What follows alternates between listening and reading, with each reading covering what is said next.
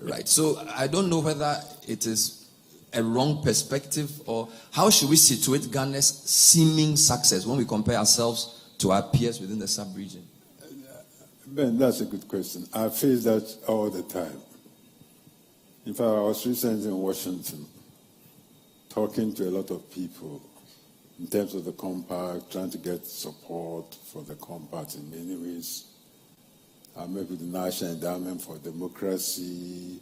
I met with some people in the State Department. I have friends, as you can imagine, talk to them.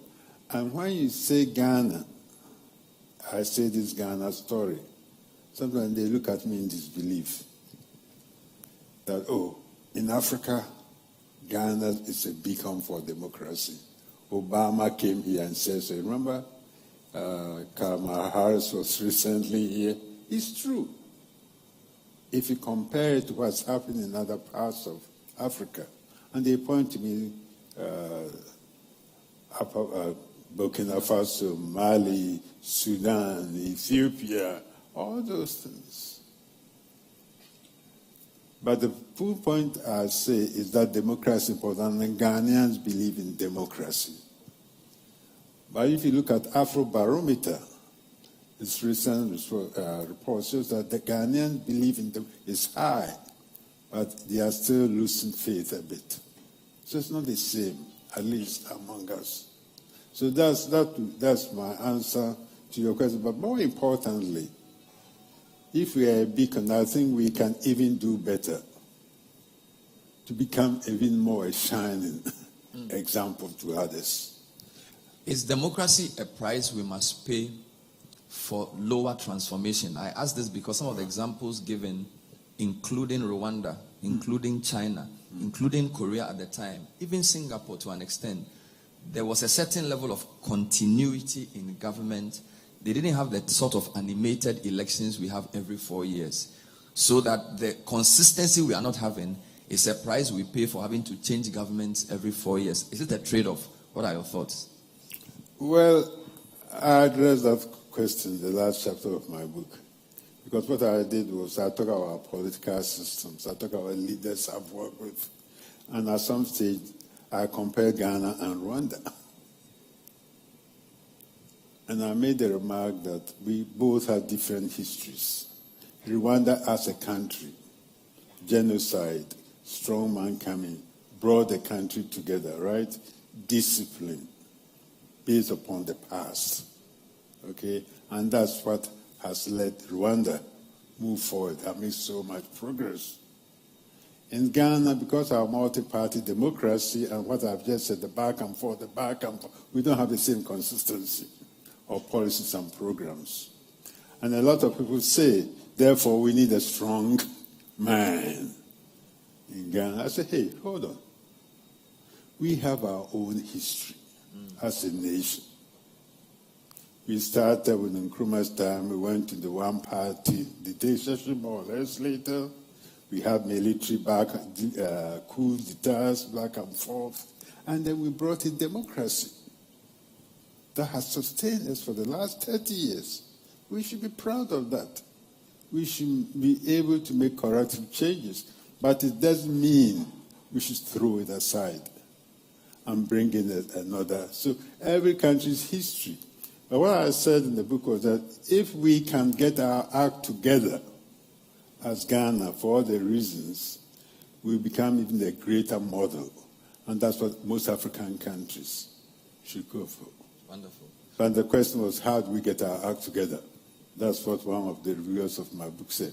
And that's what the compact is all about. Wonderful. So the compact is the bonus question.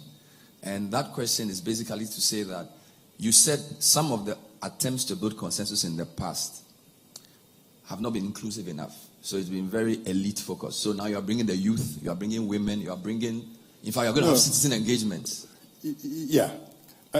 Let me be clear on that. I think the consensus at the time in Century was important. Okay. It brought us together, the key people, it moved us forward. It allowed the government to come up with the IMF program and stabilize the economy. It was good. So that's the point I'm trying to make. and President Mahama is here, Kwesi played a key role at a critical time. But the point I'm saying that where we are now, we need a consensus that goes beyond that of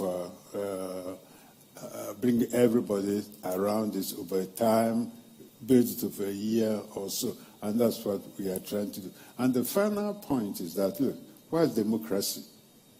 Democracy is about citizens holding governments to account. Citizens holding governments to account. So what we're trying to do with this type of citizens' engagements, making sure that ordinary citizens, for example, we have something called citizens' assemblies. We're going to go to about 20 districts in Ghana, put issues on the table like free SSHs. What do the people think? Health, what are the issues? What's working, what's not working? An issue like climate change. It's affecting Northern Ghana in particular. How do they see? What are the projects? Climate smart agriculture. How do we implement it? So getting citizens' voices into the debate, into the dialogue, and using that to help future governments. That's what I call it's about a social contract. Wonderful. And I think we have up to 1,000 citizens here. Please put your hands together for Dr. KB Amissah-Arthur. And this is the KB Amissah-Arthur Memorial. We're having a quick chat with our keynote speaker. So it's not really a keynote speech, it's a keynote interview. First time I've seen so in my life. I just want to acknowledge a few people to let them know we know they are here. And we are not going to take questions, but for such a high-level conversation, if there are a couple of quick comments, I'll take it. I want to acknowledge former VC, Professor Ernest Taite, who just joined us. Put your hands together for him. I want to acknowledge former Deputy Minister Mona Korte, who also joined us. Thank you very much, Madam. Fifi Kwete, who is also the General Secretary of the NDC, is here with us. Let's acknowledge him, please. Guzitano is also here with us. Please put your hands together for him. And acknowledge Moses Asaga as well, a former minister of many things. Put your hands together for him. And former MP for Nabdam. So, look, I don't want to spoil this with too many questions. But since Bendo Chemalo said that Professor Diamond has written a book we have not finished reading, it's a very big book indeed. It's one of the more broad-based academics I know. Prof, any quick thoughts on what your friend has said? You were chair when you invited him 2000 to give the University of Ghana lecture 23 years ago. And he's back here. You are also still here. Anything you need to ask him, or you are okay with what he said so far? So Ben, if you can go to Professor Diamond, just a few quick thoughts from him. If not, I'll ask Professor Akila Pasoya. This one is reserved for just the former VCs. This is the former VC corner. Hello. Well, I think I'm okay. Let the younger people. Okay. Professor Akila Pasoya. I don't think you heard Adam Mensah properly. Yeah, right. He said let the young people. Oh, the younger people. Okay. Okay, so that's Professor Aite then.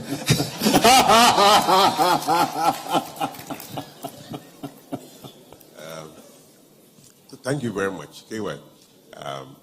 I've enjoyed listening to your responses to Bernard.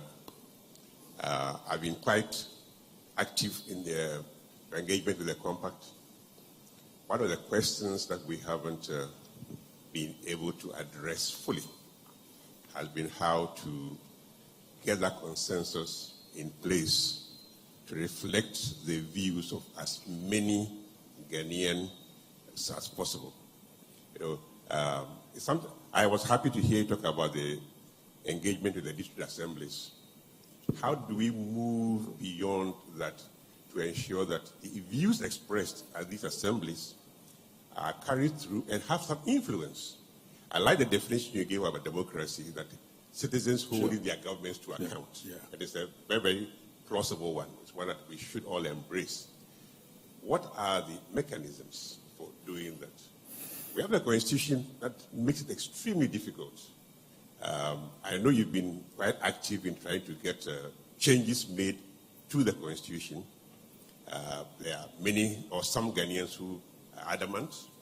How do we prepare ourselves for a future in which the political culture is not only determined by the Constitution, but by people being able to hold their government to account. Yeah. Thank you. Can I? Thanks, Ernest. And Ernest has been a good companion and champion on the compact. So we've talked a lot. It's been a part of all the discussions. But you put your finger on it. It's been a process. So where we are now is we've done all this analysis. We've set a clear vision. Now we want to go to the next stage, which is to mobilize the average citizen. So these citizen assemblies we're going to be doing is one. But we're going to have a campaign. And we have a campaign that we put together. We're discussing it. I've had some help with some of mine. I don't want to embarrass somebody here who helped me put it together. But one of my daughters is a specialist in this area.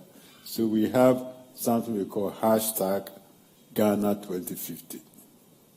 And we're going to use all sorts of media, technology, engagements, so that between now and the time when the campaigns are in full swing, the voices of the people in terms of what matters to them, what they want in health, what the challenge they see, can influence the debates.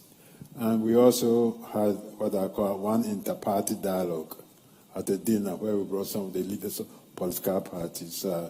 Fifi Korte was there. Some of the NPP leaders were there. We talked candidly about how can we make sure that the next election are more issues-oriented, that the issues that we'll be addressing, that the issues that the manifestos of the political parties will embrace will derive from what the citizens are seeing and through the compact process. So we want to marry. Ultimately, we have to elect a government through a democratic process. But we're saying that citizens' voices and their needs should drive. And the other issue we know, which is the monetization of our politics, is a huge factor.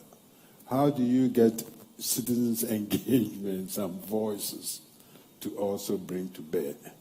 So that's what I wanted to say. So that's the stage we are in. And then it comes down to this idea of a social contract. And we're going to have something we call a citizens' convention, where we're going to bring citizens, political, or everybody together, where we pull all this together for a discussion, maybe by the end of this year or early January. And we hope that will help the political process and the discourse and the goal setting for this country with a vision for what we want to see in 2050. And the other point, and that's the last part, permit me to say this. You mentioned the Constitution. The Constitution has served us well for 30 years. But it's also clear that there are certain things that need to change if you want to have the Ghana we want, the transformed Ghana we're talking about. And my frustration is that every day you hear people making speeches about the Constitution. We had Professor Tukuba is here. We have the Constitution Review Committee report. A lot is there. We need to move to action and to tackle some of the key. For example, in terms of the role of the National Plan Development Commission. I didn't say so, but when we're talking about the lessons, it's that I said it's a partnership, consistency, but you need an agent somewhere that makes sure this continuity. So the institution, NDPC. But when you see how the NDPC over the years has functioned and the constraint it faces, it's not been effective. And it's in the Constitution. Well, let's go back and say, how do we make the NDC? And NDPC. There's a strong force here. NDPC. Just push. NDPC. The P. Emphasis on the P. Not the D or the C. The P. The NDPC be the agent. That we set a long-term vision. Then you have 5-year development plans. Every government comes to has its 5-year development, but it ties to the long-term vision. And the NDP becomes the referee. So institutions matter. So, well, you see the difference between a journalist's question and a VC's question. You spend almost 10 minutes answering the question. That's the cue for me to end. So we want to say thank you. Let's put our hands together for Dr. KB Amissah-Arthur and I need to say this. For any unanswered questions, get his book. You know, it is a very important book. I hope the Legon Bookshop has it. Know the Beginning Well. That is the title of the book. Yeah. And it is a must read for anybody who, Professor Babwati, nobody should graduate from development economics not having read that book. And I'm saying this as a former student of the department. And I hope you ratify it. In Columbia University and other places as wonderful. So let's put hands together for Professor Dr. KB Amissah-Arthur. Thank you. Welcome, Ben. Thank you very much. Let's put our hands together once again for Dr. KB Amissah-Arthur. Thank you so much, sir. Thank you. Okay.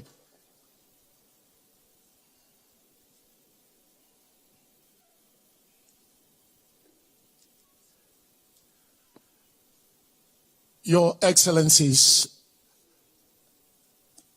I see former ministers, distinguished guests, ladies and gentlemen.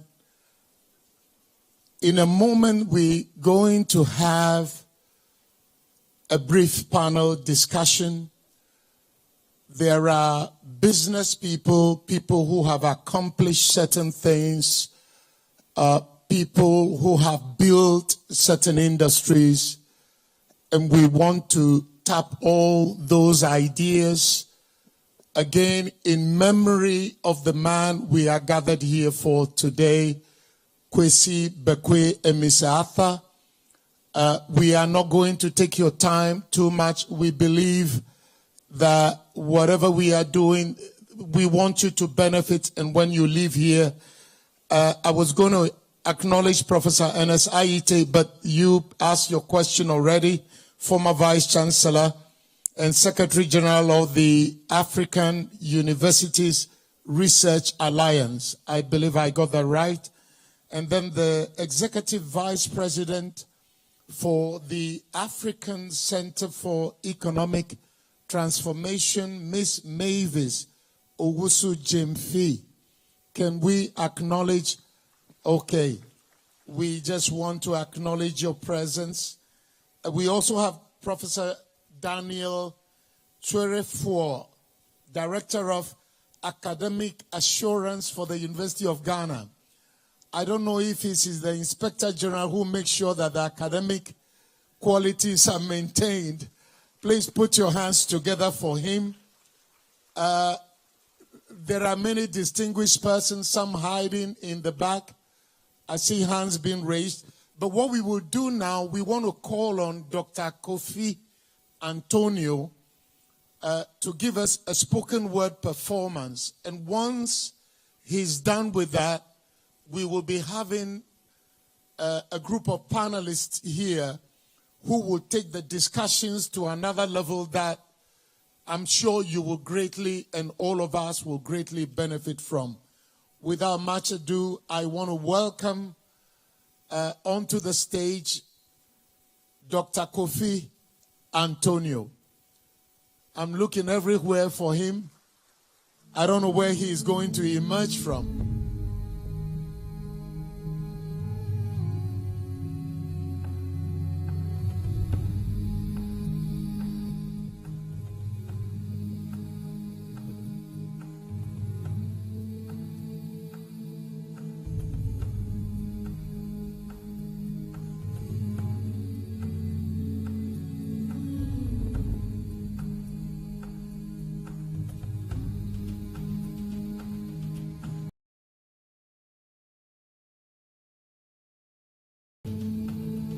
Undergrads, the masters, and the PhDs. Your academic excellencies, today we celebrate your excellence. Hearts joyously hop seeing these names pop at the top, the head sheet of the spreadsheet of excellence, when wearing the Excel lens, in a place where the ancient ignorance prison breaks and excels end. You are excellent. You have soared clouds above average, extraordinary, and we mean it every minute. You kept the learning mode and never settled for median or mediocre. You emerge with the highest statistics when we probe abilities. You never deviated from the standard, so never is there a standard deviation. You deserve appreciation. Foreseeing the depreciation, degradation, inflation, and economic tribulations crippling our nation. You are assets, for in you lie abilities to improve the nation. Though the demands are high, people like you are in short supply. Thank you for your perseverance, understanding, and innovation. You deserve appreciation. For you seek the interest of our nation, Ghana, with progressive ambition, that when others crawl, we walk. When others walk, we run. When others run, we soar. For we saw and still see the vision. We have the understanding. So when others are sleeping, we are standing.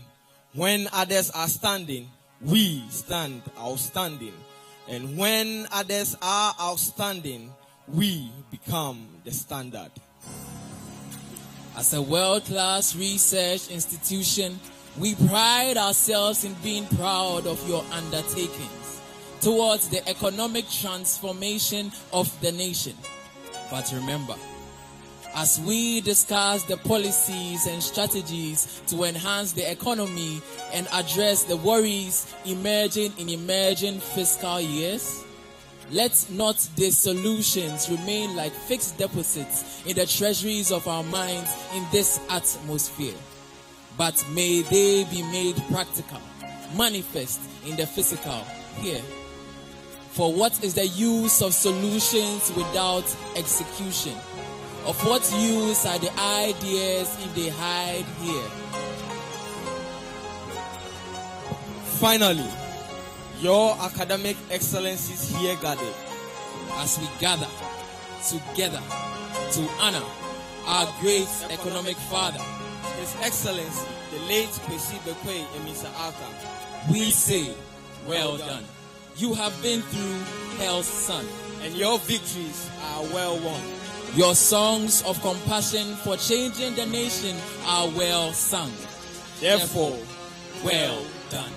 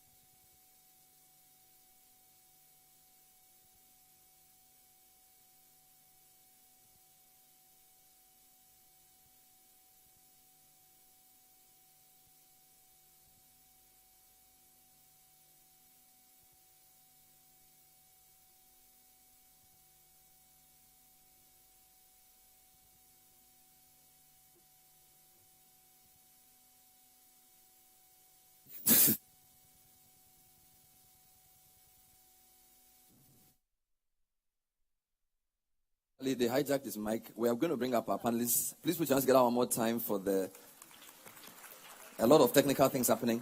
This is going to be a very brief panel discussion. Yes, it's Openyi Dwarana and Suasa, so we don't really have a lot to say. But we still feel it's important not to make it remain at the highest level. So we're sort of watering it down a bit in the best sense of that expression. So I'm going to invite 4 panel members. Kofi Finn is the Managing Director of Petra Trust Limited. Please put your hands together for Kofi. and he is been operating in that space for many, many years, trained at MIT and Harvard, and he is the founder and CEO of one of the key pensions institutions in the country. We also have Philip Abradu Otu, Director of Research at the Bank of Ghana. Put your hands together for him, please. He's a member of MPC, almost 30 years at the bank, and a proud product of the University of Ghana next to him. University of Ghana, Legon. Put your hands together for him as well. Dr. Ijepoma Jekedako is Senior Lecturer at University of Ghana Business School. She's been a key part of the discussions around some of the issues we'll be raising.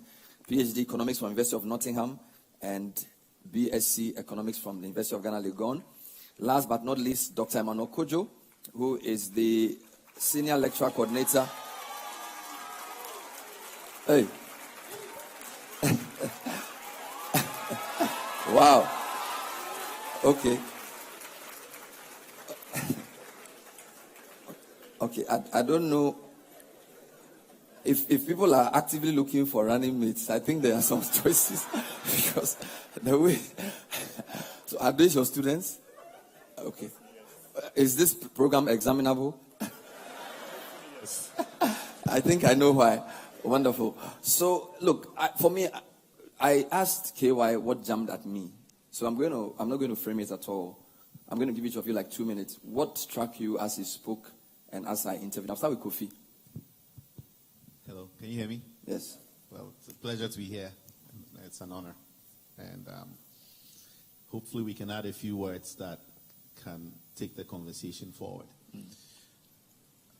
What struck me mostly about this conversation was that it's a conversation that happens mostly at the highest policy levels.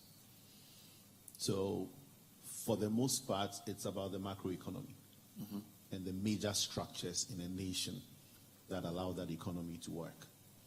With where I sit and the work that I do, the biggest challenge that we're facing is how do we make sure that the money that we're gathering from Ghanaians can be put to its best use in the nation. For the most part, we give our money to the government and the government distributes it or uses it for the benefit of the nation. But how can we be more direct? How can we make sure that the money is priced appropriately and moves into the hands of the people who most need it, much more directly? And that requires the conversation to come down a little bit and for there to be more of an emphasis on the structure and on the microeconomy at the level of individuals, corporations, and the way the capital markets and financial markets are structured. So that is the part of the conversation that I'd like to bring in and to add to this whole discourse. Thank you. Thank you very much. Dr. Abradu Otu, what struck you as you listened to KY? Well, thank you very much. I took copious notes. There were so many things that struck me, but I'll just touch on a few. I think the first was when Prof talked about the Senchi consensus. Somewhere along the line, he indicated that it seemed like all that work went into a footnote. But I think in 2015, if my memory serves me right, when we were having a discussion with the IMF on a possible program at the time, I think the base document that we used was a Senchi consensus document. So that document was live. It came to life. We used the document a lot as the base document for that discussion. And if you look at the IMF document, which is somewhere on their website, you can see elements of the Senchi consensus buried in there in that document. So the document did not die.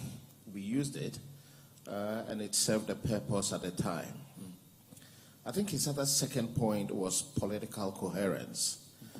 He talked about positive politics. And I want to just also add on a little bit to that. And I think it has to do with the way policies are formed and how policies are formulated. What I haven't seen enough is political bipartisanship on both sides of the aisle. We should be able to see both sides of the aisle coming together to sponsor bills that will go to inure the development of the country. We need to see more of that. And I think the 2050 compact agenda that you have should do well to capture some of these things. The next important point the Prof touched about was the transformation journey. I think we need a platform to build that transformation on. I'm a strong believer of institutions, and I think that what should go along with that transformation journey is building strong institutions.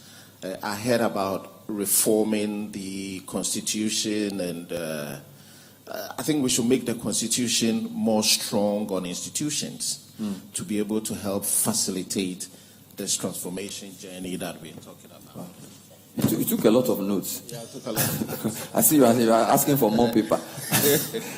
No, so my final one, which is closely linked to the transformation journey, which the Prof also talked about, is leadership.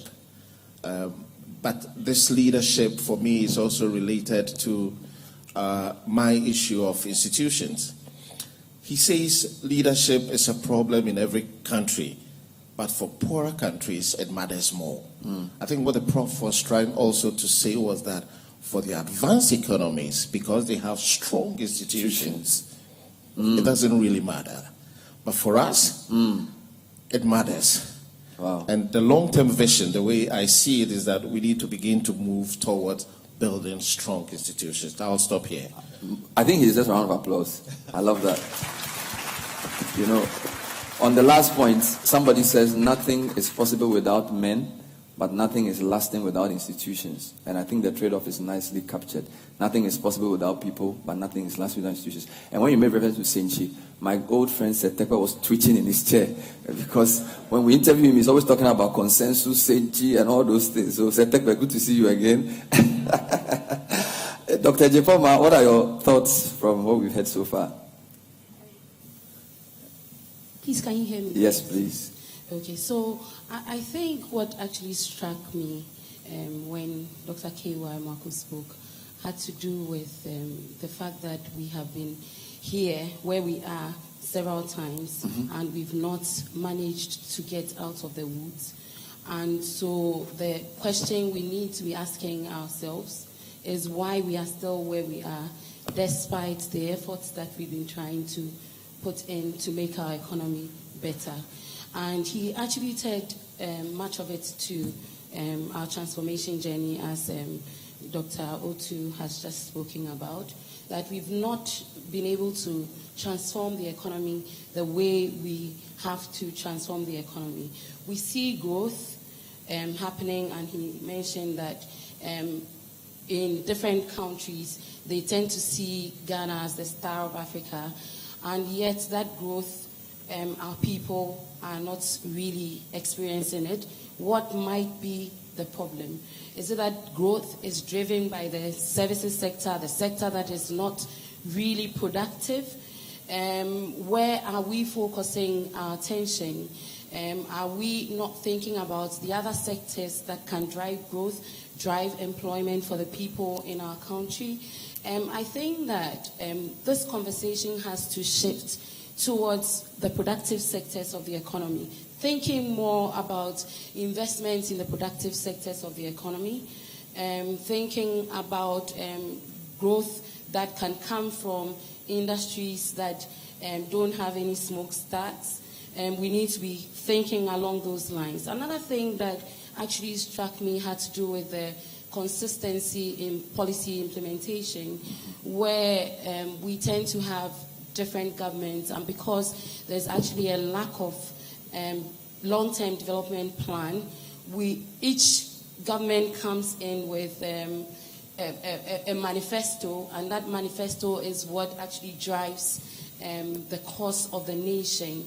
And again, we need to take a look at that. I think that we need to come to a point where we are getting into a long-term national development plan, and I like what he said about NDPC, making NDPC the referee, and then NDPC ensuring that everyone does what every government does what they are supposed to be doing. And then he spoke about leadership, and here he spoke about visionary leadership.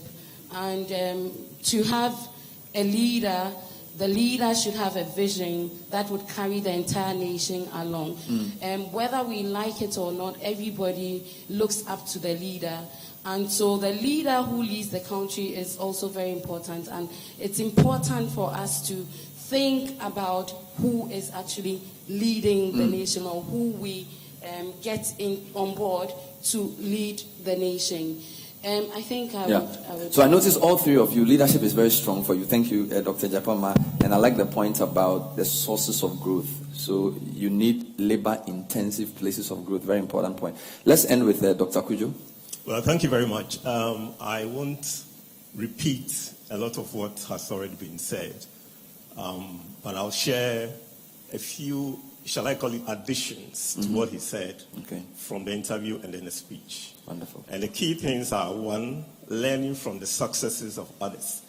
Because whilst he talked about learning from others, I think it's important to appreciate the context, the differences, but also the important lessons that are crucial in ensuring that we can also become like those that we seek to emulate. So that's one.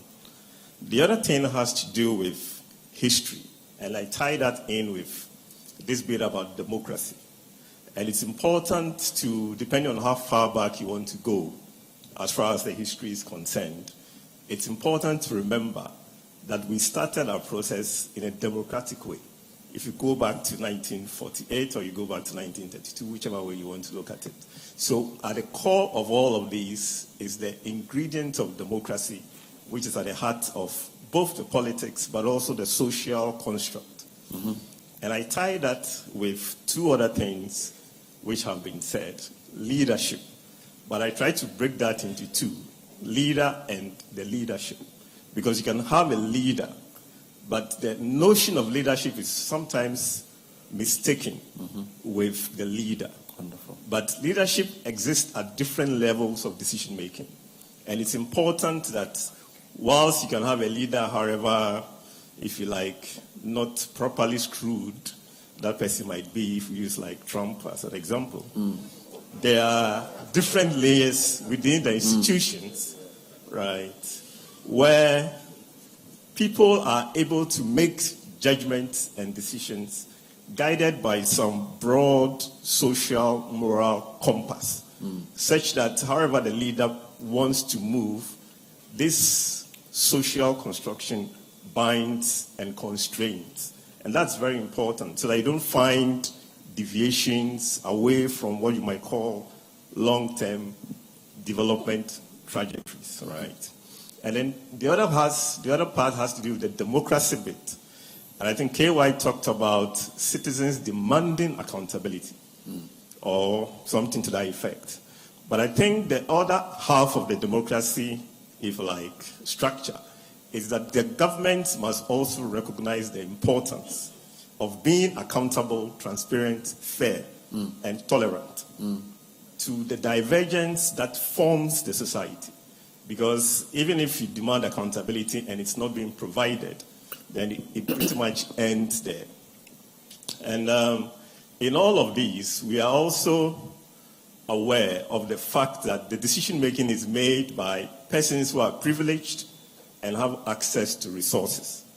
But all of these have to be acted with responsibility, judiciousness, and a fair sense of what you might call the broader national interest. Wonderful. But those things are extremely key moving forward. But I'll end here and leave some for the conversation as it goes on. Put your hands together for the panel.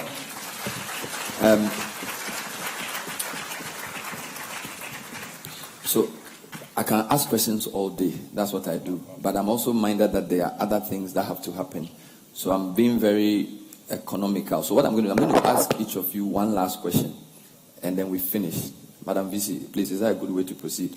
So that just one last question, then we can move to the next thing. So Kofi, my question to you is, you're in the private sector. The organization you head is a product of policy. Because when I was in secondary school, we had only SNIT. But now we have Axis, we have Petra, we have all these guys. So in a sense, you've benefited from good policy.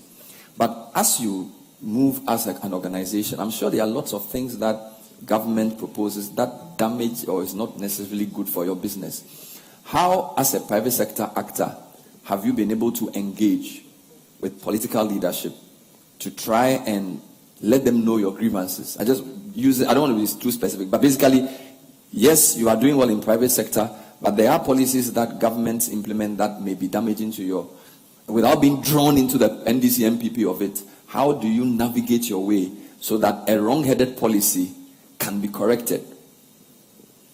I think that's a good question. And in the same way that keynote speaker mentioned that we are at a point in our country where the individual leadership can carry a lot of the development burden as we build institutions, put structures in place, build the competency of the whole nation. The country is also one that is it's a political economy.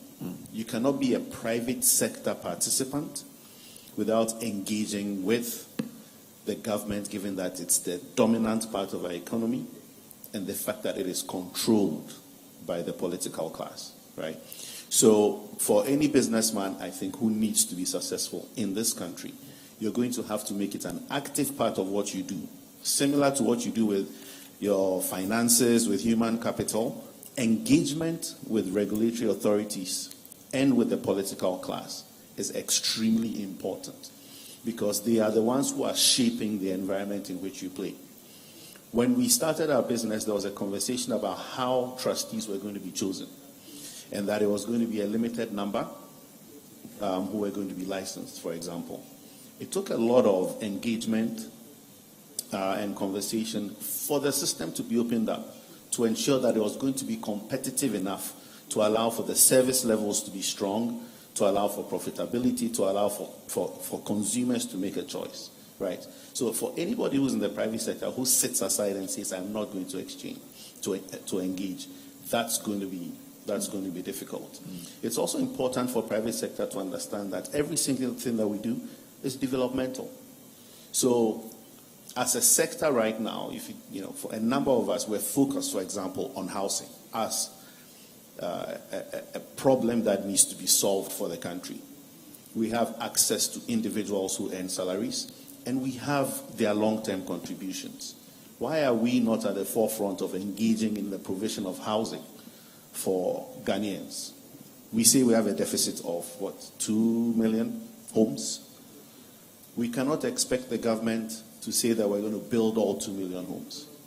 So how can private sector take the front position in that? And as an organization, we are engaging actively with government, financial institutions, with everybody to make sure that there's a conversation that makes it easy for housing to be delivered to our members. Wonderful. If we're able to do that, we've done a good job. We've generated a return, we've provided a social service, and hopefully in doing that work, we provide return to our shareholders and salaries to our members. Wonderful. We are just a microcosm of something that can be general.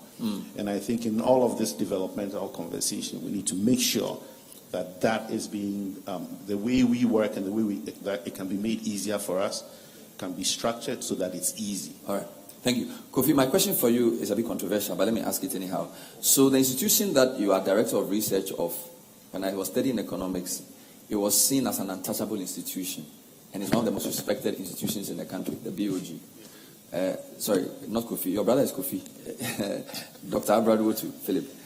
My question to you is, as the politics becomes more divisive, that institution gets drawn into the discourse more regularly.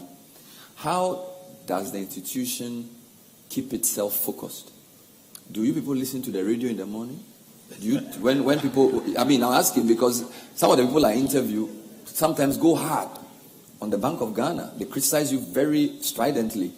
So when you meet at MPC, do you say, okay, by the way, what are the newspapers saying? Or you just go straight and do the economics? I just want to know how you keep yourself away from the way the politics pulls many institutions aside and just focus on clinically doing what you have to do, because you know that you want to be true to the facts, even though there's a lot of noise. Thank you very much. This is a tough one, but look, in the central bank, we have a communications department.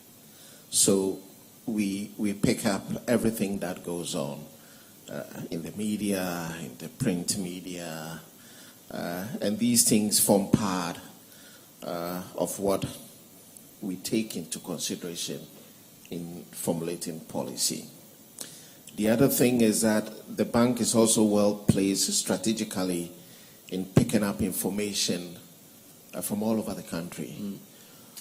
We have a history, and that history is that we started out the bank by picking up, our mandate is on inflation. So we pick up prices from all over the regions, which serves as a leading indicator of future outcomes of inflation. We have leveraged on those outposts of the central bank, which is dotted all over the country, and now we pick up surveys from consumers, surveys from businesses, and all these things help provide information when decision making is being done. So in a year, these surveys are conducted 6 times in a year. We're able to tell how consumer confidence is like. We're able to tell how business confidence is like, because it's very important for the growth process. And that is in our reaction function when we take decisions. So apart from the data that we look at, we complement the data with all these bits and pieces of information that we're able to gather through, I call it intelligence, that we pick.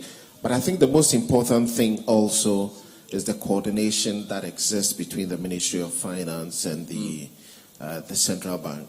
These two institutions are two important institutions. One responsible for smoothing out growth, the other responsible for inflation and financial stability. So if these two things are able to work nicely, I think the private sector picks it up, and then the private sector runs with the environment that these two institutions create. So coordination is also very important. All right. I'll stop there. Thank you very much indeed. My question to you, Japoma, is to ask you to elaborate a bit on the point you made about growth from productive sectors. Your point was that the services sector could grow, but it doesn't really lead to job creation. So I just want you to develop that a bit for me. What are you trying to say? Okay, so what I'm trying to say here is that we have this, like you said, we have the services sector leading growth in the economy, and much of the growth that comes from the services sector comes from the low-skilled types of jobs that do not give some decent kind of employment to people. And so we want an economy that would be driven by let's say, from agric, we move to manufacturing, and then we move then into services, where the manufacturing sector is able to give us that kind of productivity that we need, and also get some feed from the agric sector that we have. So we have an agric sector, we are blessed with resources, and yet we are not able to utilize the agric sector very well in a way that we are supposed to be utilizing it. So you are looking at industries like agro-processing that would actually take the raw materials from agric and then transform these raw materials such that we don't become import dependent as we are now. If you look at vegetables that we buy, we even have to import vegetables from abroad, and the situation has become so bad. You want to be able to get that feed from the agric sector. So you develop your agric sector very well, and then the agric sector is able to feed the manufacturing sector. And then you are able to add value to the products over there. Because it's interesting that we are in Africa and trade within Africa is very, very low. Mm-hmm. We are not able to trade amongst ourselves as we are supposed to, and the main reason being that we have the same resources. And so if Ghana and Ivory Coast have similar resources, then how are we going to be trading? But when we begin to think about adding value to our products, it becomes easier for us to trade amongst ourselves and then take some of the products abroad as exports, etc. We earn some foreign currency, and then we are able to develop our country from that level. Wonderful. We also are able to generate some decent jobs from the manufacturing sector for our people, so that they can have access to jobs, and the growth that we are experiencing will get to the bottom as we expect it to get. Thank you very much, Doc. My last question is to Dr. Kujo, and it's a simple premise. We are all here because of education. The man for whom we are gathered here, his father was a headmaster, right? He was a good student here. He did his basic university degree here. He did his master's here. In fact, I went to school with his children at University Primary School. So education is very critical. My question to you is, how should economics education change to reflect where we are today? With all that KY said about his granddaughter, should we still be learning the same old things? Or maybe let me rephrase, how is economics education changing to reflect the fact that we are not in 1974, we are in 2023, that there's AI and all these things, and yet there are some things that are still basic, but there are some things that we have to add on. So I just want your reflections on that to wrap up the panel. Well, thank you very much. Shall I say it's a very difficult question, but I'll try. Particularly in relation to economics education. So I'll probably give a little narration of some of the observations I saw and I've seen. Okay. So once upon a time when I was an undergraduate, I was looking ahead to some of the courses I might be doing at level 400, particularly econometrics. And I looked at the books that were written then, and I got dazed. I was in level 200 in those days. That was the first year. But then as I progressed, it became a bit more easy to appreciate that. But moving on to now teaching, when I look at some of the textbooks, they are fairly user-friendly, easy probably to appreciate and understand, taking cognizance of the fact that a lot has changed, both in terms of the demographics, but also in terms of the discipline itself. But having said all of that, I mean, the history of economics is important, particularly because you do not want to move forward without recognizing where it all began. And whilst we proceed, there are things that don't change, right? But there are other things that come on board to augment a lot of the, shall we call it, the orthodoxies of economics. Now, having said all of these, and in particular to our context in Ghana and probably to Africa, a lot of the Africa context, Ghana story is missing from the standard textbooks that the students have to engage with. But the challenge, obviously, is now to incorporate or probably redevelop our text to now bring in more of the experiences that we can narrate over this, shall we say, 100 years from colonial engagement all the way through independence and some of the experiences of post-independence, which would then equip those coming and those who come in the future to be able to then address some of the issues which would face them, because you don't want them to move into the future without knowing the beginning. Wow. Yes. I like that. And I think I'll add Professor Niyate. He said something. I was here last week and they quoted him. He says, in relation to the importance of history, he says, I am not facing my past because that is not where I am going, but I will not go to my future without it. And I think that summarizes what you said nicely. Let's put our hands together for the panel. Uncle Ben. Thank you, panel members. Our work is finished for today. Thank you. Thank you, Bernard, for saving the day when the technical team decided to keep me on mute. But you were so sharp. I mean, you saved the day. We want to thank you very much, Dr. Ejapoma Jekedako. Kofi Finn, we thank you. We thank you, Dr. Abredu Otu. Dr. Emmanuel Kojo, I don't know why they gave you the biggest applause when we mentioned your name. So thank you very much.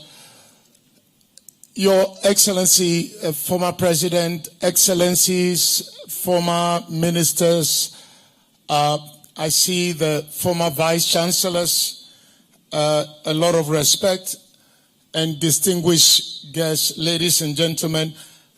Two quick housekeeping announcements. Sometimes some of us don't remember our car numbers. So I need help about 3 cars. There is a Ford Escape gray in color, GC 2835-19. Ford Escape gray color, GC 2835-19. Please, we need you to help move that quite urgently. We would be most grateful if you could do that for us. Then there is a Nissan Sentra. The color again is gray. It seems gray people are not helping colors today. GN 2429-18. A Nissan Sentra, gray in color, GN 2429. Please just make your way out.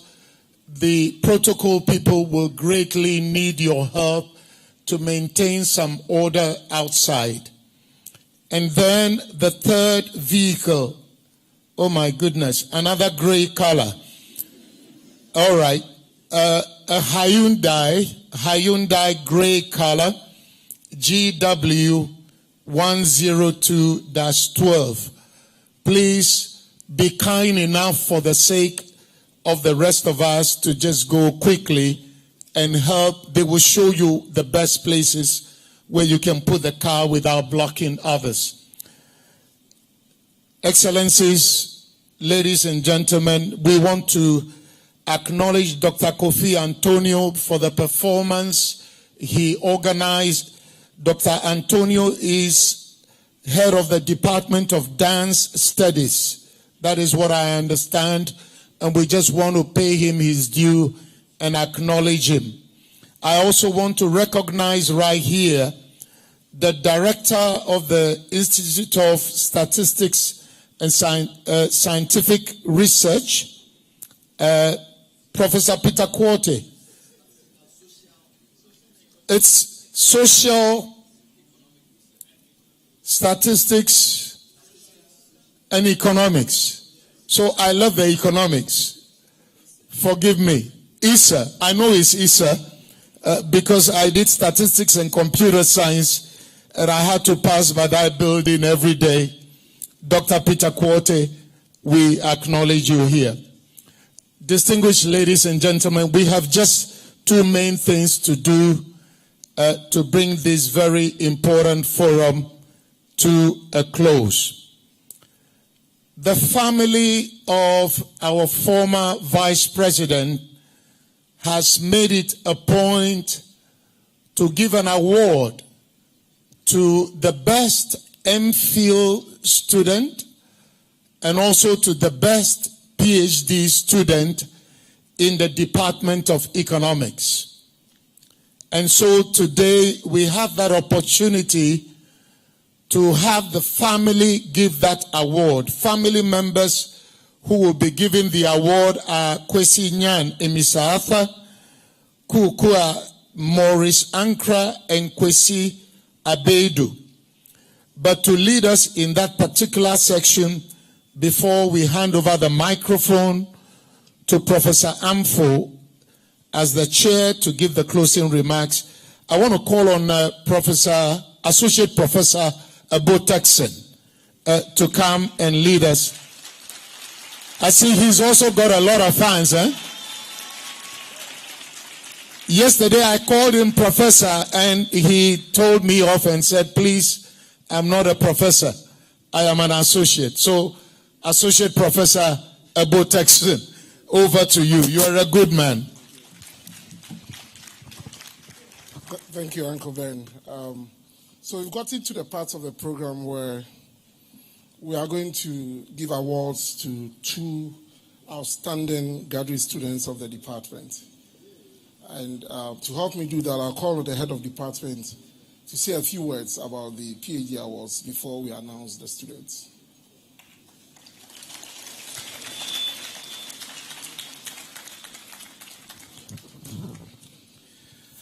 Thank you very much.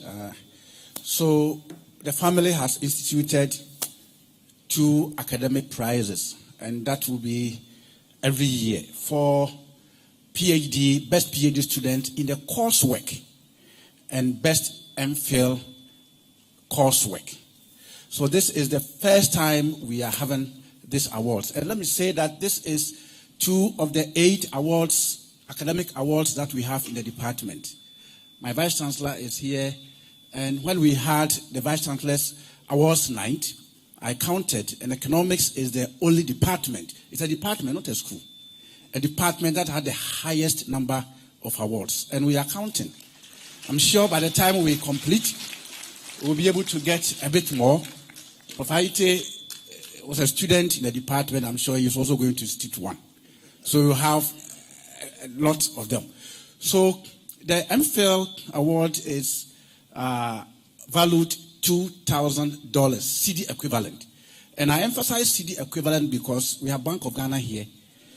They will think we are dealing in dollars. So CD equivalent of $2,000 to support whoever wins in his or her research. And then the PhD one is valued $4,000 CD equivalent. And that is also supposed to support whoever wins. And the interesting thing is that I don't want to say anything about the awardees. My colleague will do that. Economics is seen as man's discipline. But economic department is showing the way that it is not only men, but then the women are doing well. And my students are here. This is supposed to encourage you to study hard and also be able to get these awards. We have Best Student Award for female and male. We have Head of Department Award for level 400. We have level 300. We have level 200. So you are here, study hard, and you are going to benefit from the awards. Thank you.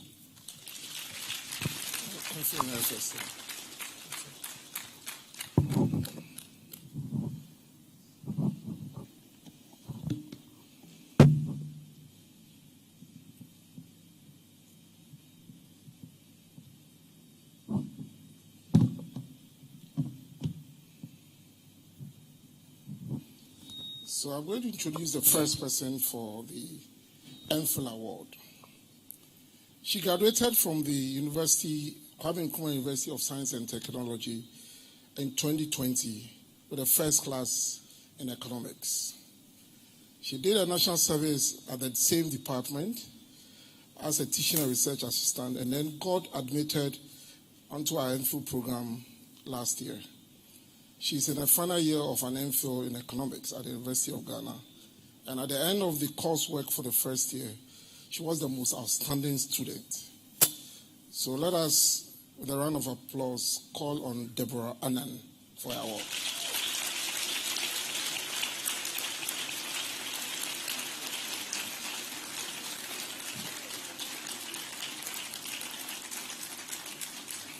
So let me call on the family members, KB Amissah-Arthur, Kukwa Morris Ankra, and Kwesi Abedu.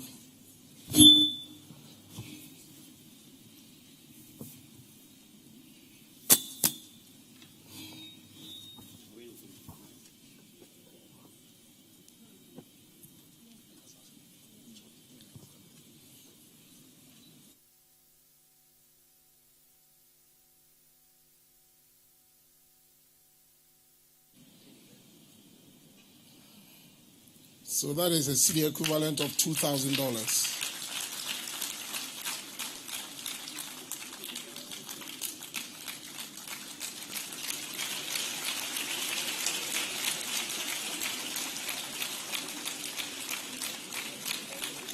Let me add that Deborah is looking forward to a career in academia. So we hope that once she's done with her PhD, she'll come back to the department to serve. So congratulations, Deborah.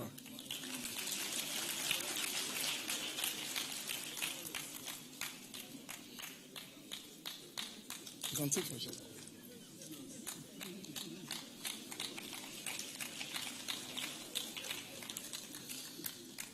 The PhD award also goes to another lady.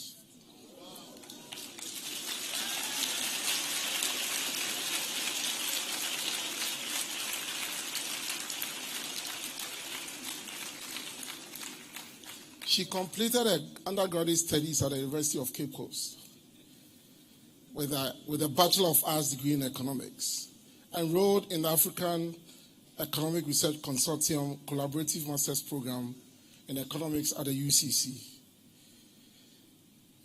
The lady, after obtaining a Master of Philosophy degree in economics, was admitted to the PhD in Development Economics at the University of Ghana.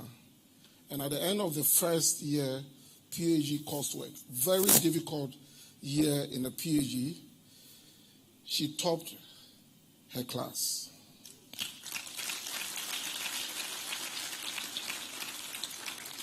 And she's in the person of Josephine Bakon Amponsa.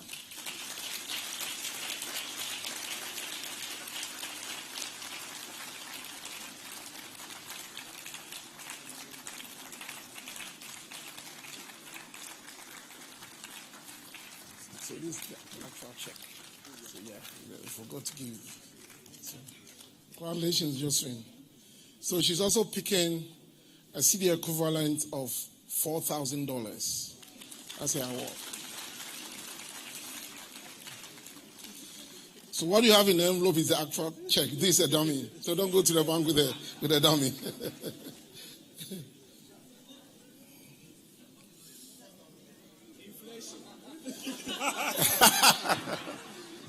we are sorry, it's supposed to be 40,000 Ghana cedis. Sorry about that. It's supposed to be 40,000. But Josephine, what you have in the check in that envelope is 40,000. Yeah. Sorry.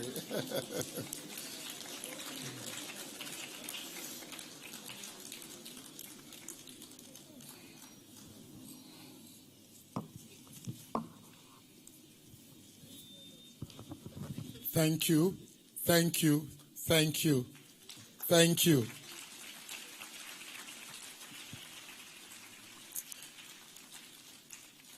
I was being told by Bernard the exchange rate should have boosted the amount a little bit more, but that is a conversation for when we leave here. Excellencies, distinguished ladies and gentlemen, if you are a former minister, an MP, a distinguished person, and we haven't mentioned you, please blame it on me. It's because despite my extra glasses, I'm struggling. So I will take the blame for that. It is no slight on you, and it is no disrespect. At this point, I'm having the honor to call on our current Vice Chancellor, the first female Vice Chancellor to come. But before she comes, I'm going to plead with all of us. There is something we could have done in the beginning. We want to observe a minute of silence in gratitude to God and in memory of our departed former Vice President, KB Amissah-Arthur. I know we've been sitting for a while, so before Madam Vice Chancellor comes, could you please rise on your feet for just a moment of silence in honor of our departed former Vice President. If we could just bow our heads, please.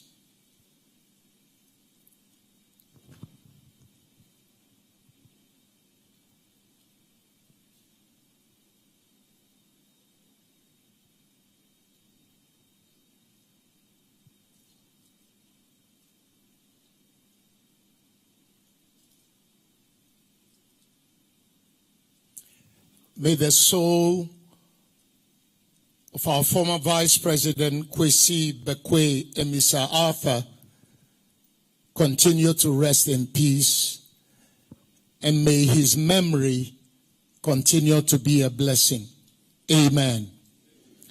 And on that note, Madam Vice President, Chair for this occasion, please take your seats briefly as I call for the Chairman's closing remarks. Over to you, Madam Vice Chancellor. Did I say Vice President? I just promoted you. Madam Vice Chancellor. Thank you very much. I'll borrow from Ben and say, from Bernard and say Uncle Ben. Thank you very much, but not too quickly. Okay. It's what a morning it has been. As Vice Chancellor, I'm very happy and very satisfied with what I've seen this morning. Also because just 2 days ago, we were in this auditorium to have a similar engagement on public health where we focused on non-communicable diseases. As a university, my wish is for us to have public engagement embedded in everything that we do. And that's exactly what we are seeing. So I'm really happy and satisfied. As I sat through this morning, listening to our keynote speaker, our very distinguished keynote speaker, decades of experience and wisdom coming through the talk that he gave, through the interview and the panel discussion that followed. Sometimes it sounded distressing, but other times too, it sounded hopeful. And as an incurable optimist, I choose to focus on the hope.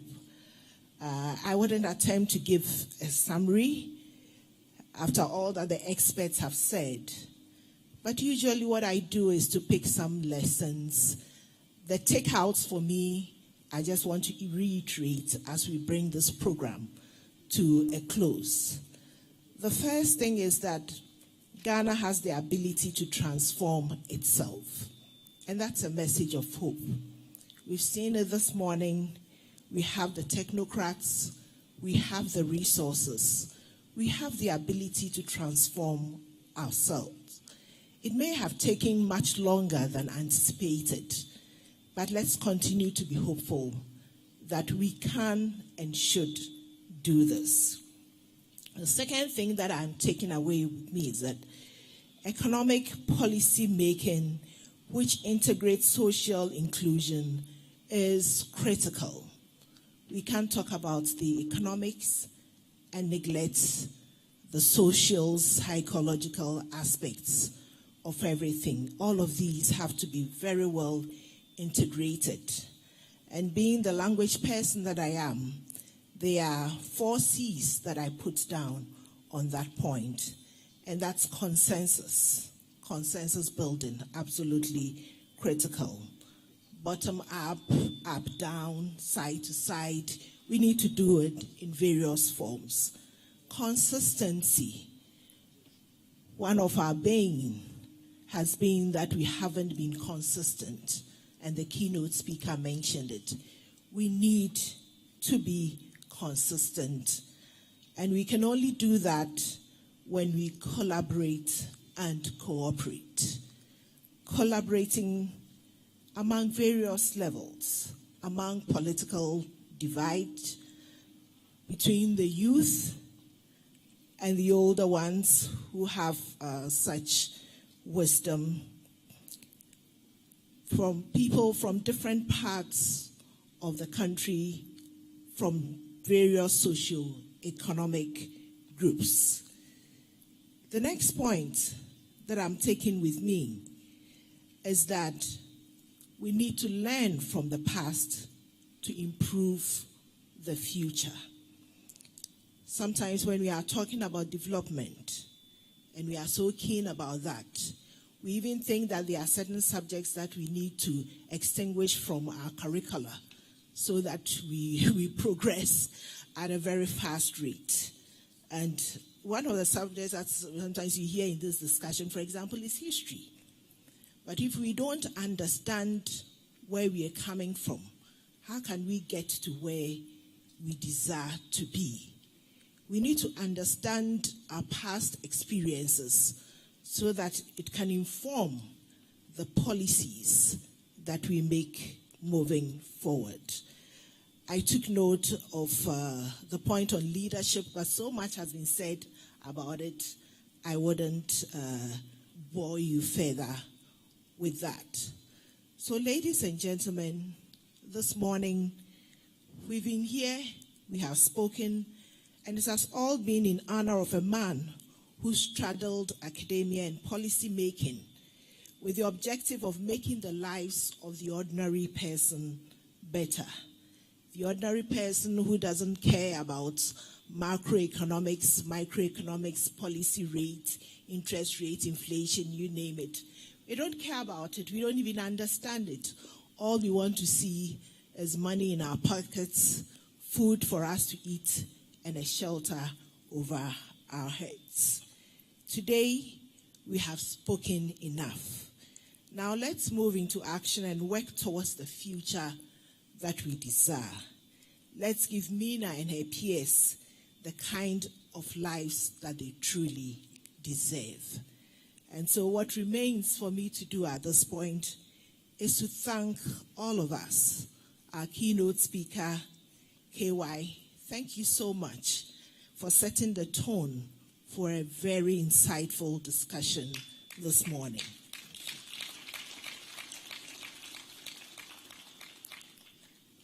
Our panelists, coming from diverse areas of the economy,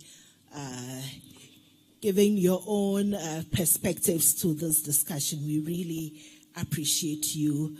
Our very eloquent moderators, Ben and Ben, right? Thank you very much. I also want to appreciate the family of His Excellency KB Amissah-Arthur, Matilda, the children, and all the other family members. Thank you for ensuring that his legacy lives on. Thanks to the organizers and to you, our guests, our students, for showing up. I'm really very delighted to see all of you, the older persons, the younger people. Thank you all. Now let's move into action. May God bless us all.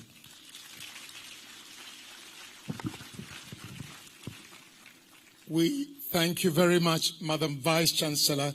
Consensus, consistency, collaboration, I think those are the 3 C's. And if I'm allowed, maybe another C, continuity.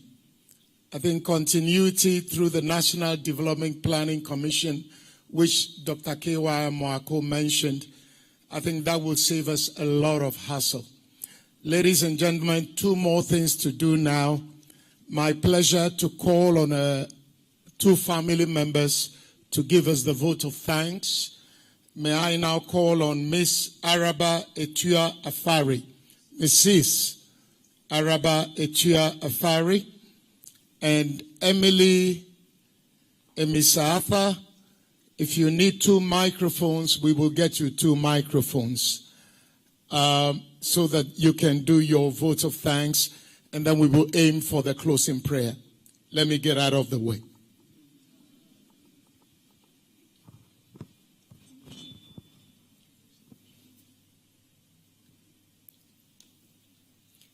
Good morning, everyone. My name is Emily Amissah-Arthur. And my name is Araba Etua Afari. And we are here to announce that we have come to the end of this amazing event. So we would like to thank a few people. First of all, we are thanking God, as we wouldn't be here without him. He's the light of our lives and leads the way. Next, we thank the Economics Department at the University of Ghana for hosting this forum. and the honor bestowed upon our beloved KB Amissah-Arthur, in whose honor the forum is held. We thank you for commemorating his legacy of practical economics and his excellence in public service in this forum.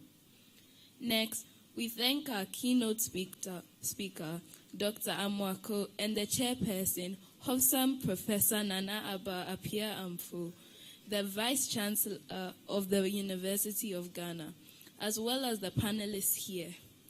Thank you for leading this amazing discussion. It truly was interesting.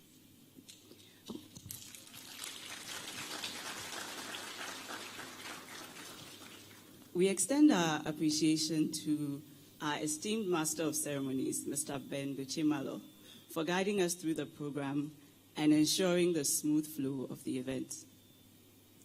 A special thanks also to Bernard Avle of the media partners of the event, City TV, for skillfully moderating both the conversation with Dr. Amwako and the panel discussion. We would like to acknowledge President John Dramani Mahama, the former President of the Republic of Ghana, the various ministers of state, the former governors and deputy governors of the Bank of Ghana, as well as the staff of both the Ministry of Finance and the Bank of Ghana, whose presence and their contributions to Ghana's financial stability and economic prosperity we greatly appreciate.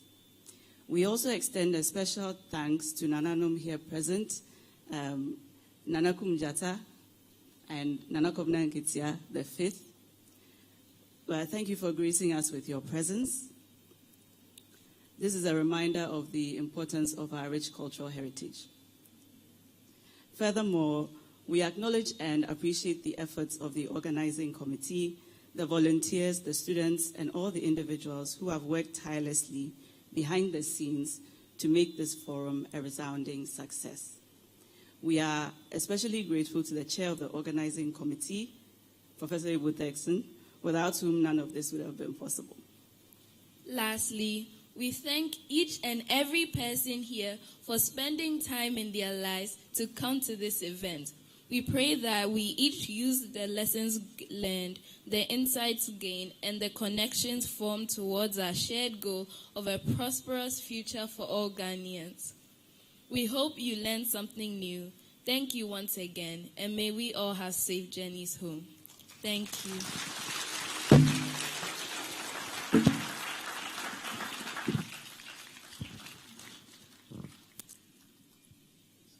We need to say thank you to those who are thanking us. We now have time. We started with prayer, and we are going to end with prayer. Please, when we finish the prayer, we just have one more thing. Those of us who are here, please, let's allow His Excellency John Dramani Mahama and his team to exit. And then I have a sister here called Kuminso, but people know her as Pascaline. She's going to come and direct us to where we go for reception. So please, we will have the prayer. Mr. John Dramani Mahama, Professor Jane Opoku-Agyeman will leave with the team, Fifi Kwete and the team in the front. And then there will be an announcement. The Vice Chancellors will also follow. And also former governors of the Bank of Ghana. I see Mr. Wampa seated somewhere, not trying to attract attention too much. And so now, Mr. Jude Hammer, we need you to give us the closing prayer, and then the protocol would do their duties, and Miss Pascaline or Mrs. Pascaline Atuguba, we need you here.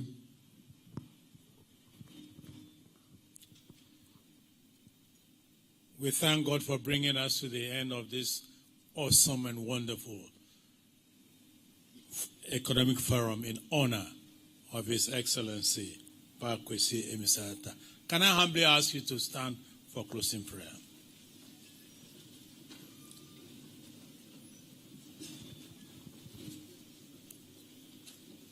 Shall we pray? We celebrate your goodness, O Lord our God, and your mercy and your kindness to us this day, and taking us through this really lovely and exciting forum. We keep hope alive and look forward for the Ghana we want. Indeed, we keep hope alive and look forward for the Ghana God wants. And Father God, we celebrate your goodness, and may the joy of this forum and the joy of the Lord continue to strengthen each one of us in every good work, and particularly to strengthen Her Excellency KB Amissah-Arthur, Dr. Kwesi, and lawyer Araba and the family as we exit this place. May your great grace and mercy, O Lord, accompany us back home and to our workplaces. May your great grace, O Lord, shine afresh upon Mother Ghana. May your great grace, O Lord, lead us to live in peace and dignity in Ghana, in Africa, and impact the world for Christ and his glory. Amen. Please remain standing, and then we would humbly ask His Excellency former President John Dramani Mahama to exit.